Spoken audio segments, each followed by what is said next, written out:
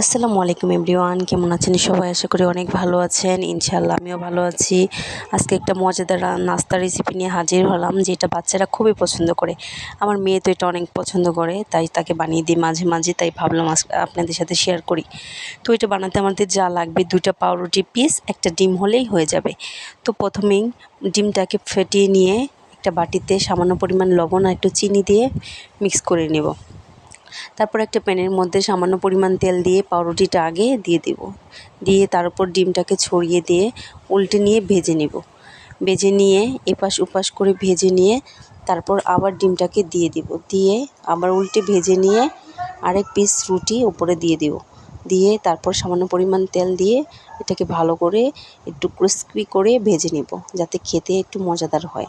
যাই হোক, অনেক মজাদার এই নাস্তাটা অবশ্যই সবাই ট্রাই করবেন। ভালো লাগলে শেয়ার করবেন, অবশ্যই সাবস্ক্রাইব করে পাশে থাকবেন। ধন্যবাদ সবাইকে, অনেক ধন্যবাদ। সবাই ট্রাই করবেন, সবাই বানিয়ে খাবেন। যাদের বাচ্চা আসে বাসায় তাদেরকে বানিয়ে দিবেন। ধন্যবাদ।